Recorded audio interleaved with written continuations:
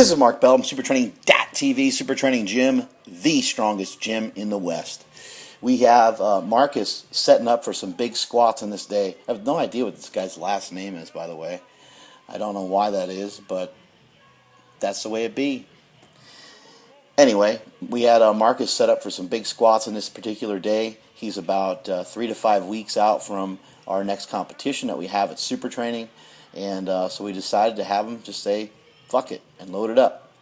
I'm not sure what weight that is right there. It's probably around 675, 685, somewhere in that neighborhood. But he continues to work up on this particular day. And something we had to do with Marcus is we had to work on having him kind of just control the amount of volume and intensity he was putting into his lifts. He was, at first when he came through the doors of Super Training, he was all fired up and excited to maybe squat a little bit too often. Got Tyler going here. Tyler's a strongman competitor.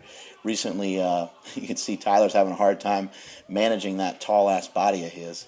Tyler recently won a strongman event, and he qualified for nationals, so congratulations to him. But, you know, sometimes with these guys, it's very hard to, you don't want to blunt their intensity. A lot of times these guys that come to me are athletes from other things. Marcus was a football player, and Marcus has great intensity. Here he is loading up for 720. I'll shut the fuck up for a second here as he does this lift. So he's got the head down, and now he's trying to control the lift. We get him to the bottom of the lift. He's able to reverse it up because he stayed in a good, powerful, solid position throughout the entire range of motion. But we've had to have Marcus almost kind of slow down. We had to pull back his intensity a little bit. We had to pull back his frequency in training. And now he pretty much only goes super heavy on a squat about every other week. But look for big things from him. That's a 750, 800-pound squatter that you're going to see pull off a huge, huge squat sometime next year. And he will hit up a big squat in the upcoming November meet. Anyway. Here we are doing some sprints. Why are we doing sprints? Well, sprints are good for you. It's good to challenge yourself in a bunch of different ways in the gym.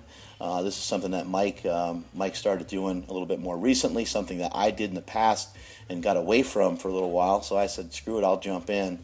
Big Dan here, Bob Evans is too fat, and so he decided to jump in on this as well. The intensity you're looking for or what you're trying to do here, if you're new to it, try 5 sprints.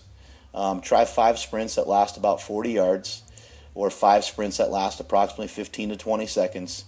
And, go about 90% and give yourself as much rest as you need in between. This is if you're new to it. If you're more advanced, then maybe go like minute rest. But if you're new to it, give yourself as much rest as you need and only do about 5 sets of it.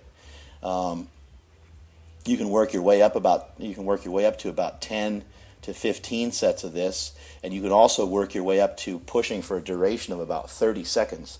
But a 30-second push is very high level, and it's nothing to mess around with. I would say the 30-second interval, going hard for 30 seconds, would be more reserved for gym equipment. Any sort of stuff that you can hop on at a commercial gym, you can apply a minute to it. And you can crush it. Elliptical, stationary bike, all those different types of things. Sprinting is going to help you burn fat. It's going to help with your conditioning. And we're also, because we're pushing against some resistance, it'll help a little bit with strength. We're getting some hamstrings into it. You can see Mike decided to do an extra lap. Nothing wrong with a little extra work. But it could be utilized for anybody. You look at a lot of powerlifters, a lot of strength athletes use box jumps, and hear them talking about that quite often. Well, why not incorporate some type of sprinting and some sort of running into your program as well? I will say that pushing the Prowler is a lot more comfortable than sprinting without it. I would advise against anyone who's new or anybody who hasn't run in a long time to just start randomly sprinting. That shit will hurt. Don't do it. Find a hill or find a resistance that you can push against, especially if you're a big guy. Hill running can be fantastic for guys that are big, even stadium stairs to a certain extent.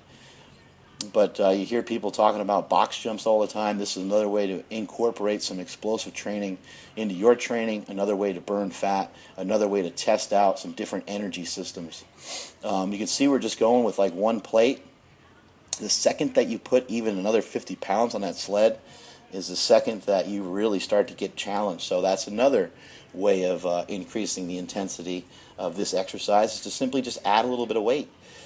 We actually ended up going with another 45 at one point, and that just about crushed us. You can see now I'm going topless. It's Topless Tuesday at Super Training Gym, so why not?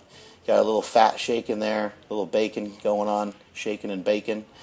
And that is it from supertraining.tv. Make sure you incorporate some of those sprints. Later.